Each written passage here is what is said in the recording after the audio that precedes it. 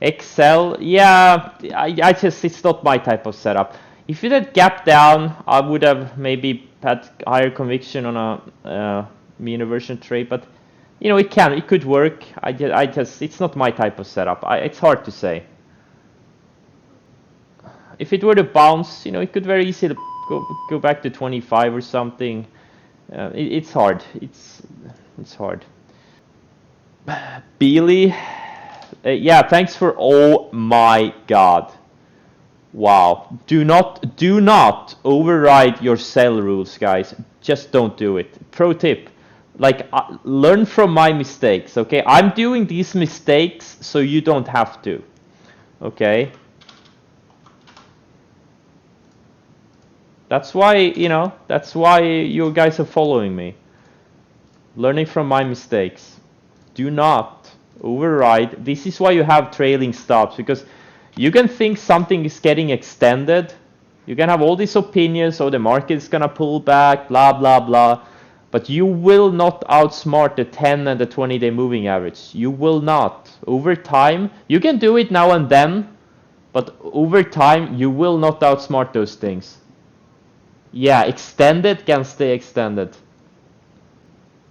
Like I saw, where did I sell it? 75 or something, right? I was happy with my 50% move in 2 or 3 weeks. And now it's up another 30% since I sold it. Oh my God. This is like NVAX last year, where I sold it when it went up like 70, 80%, and then it went up another 150%, 140%. After I sold it.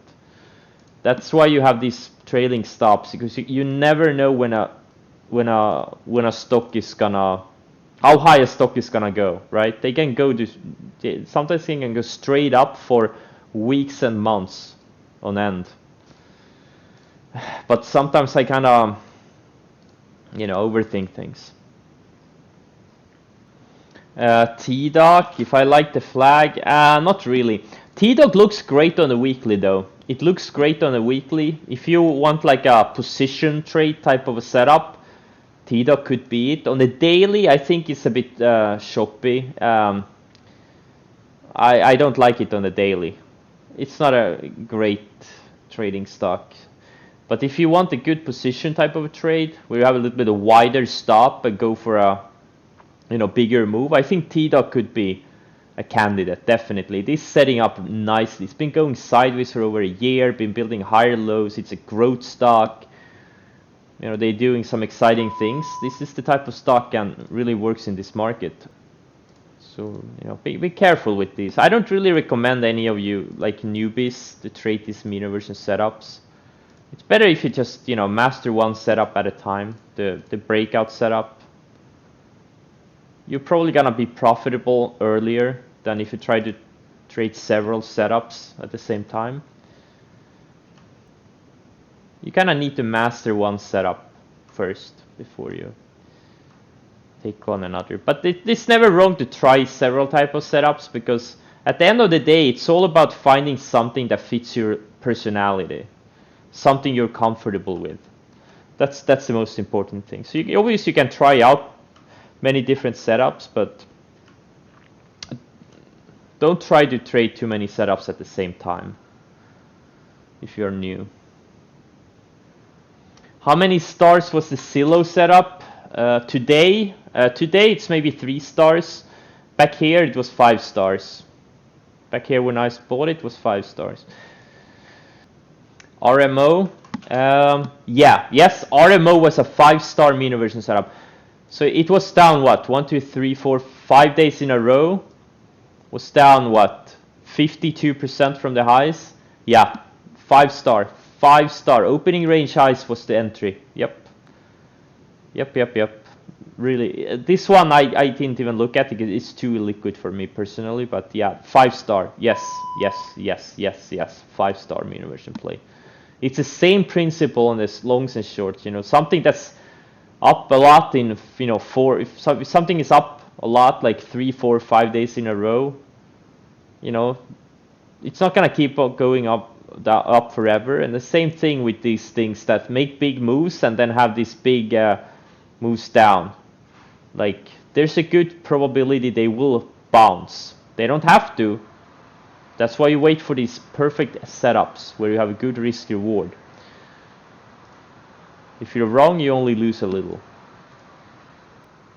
You trail your mean reversion trades. You can use like, yeah, well, you have to like cover into weakness, short sell into strength. That's what you have to do, and then it just slowly move your stop up.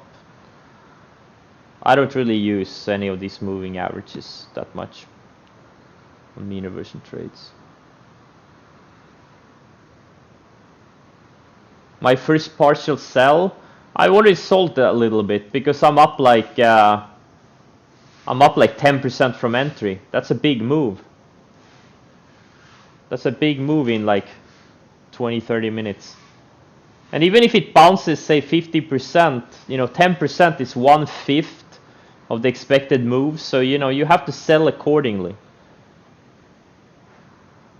It's a big move.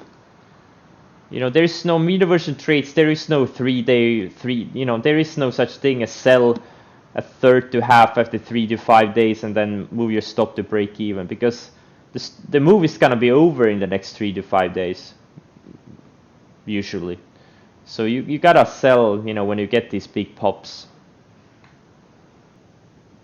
Well, I would say the best $0 you're ever gonna spend in your life is my YouTube, my blog, my Twitter, and this stream.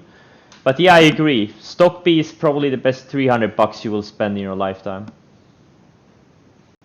Wow, the oil gas complex is straight up. Holy shit.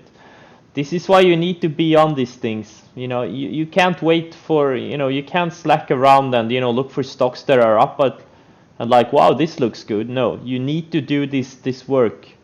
Either in pre-market or after the market closes. You do your scans, find good setups. These were all 5-star setups, the oil gas names. Like XUP and Gush, I've been over these things for the past 2 sessions. I even tried to buy the XUP breakout yesterday, took a small loss on it. Like all of these, they look so good. They all pretty much look the same. Like, I prefer to do the ETFs because they are the most liquid and I don't have to deal with like individual stocks. But you can do the individual stocks too. There's nothing wrong with it. Well, but the oil names didn't look as good yesterday as they did today. That's what stops are for. That's why you go for 1 to 10, 1 to 20, 1 to 50 risk reward. You can get stopped out 5 times in a row, and once you nail it, you're gonna make your back 10 times. What am I looking at on the 60-minute on bingo? It's breaking down. So it gapped down. So this is, it was up what? 1100% in a week or so, a little bit more than a week.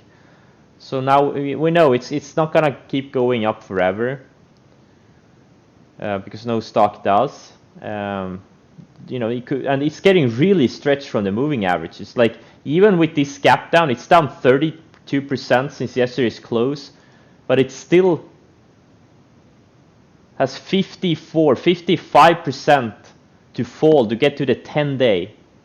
Okay, so this still has a lot of downside. So what I just want is have a low risk setup on the intraday.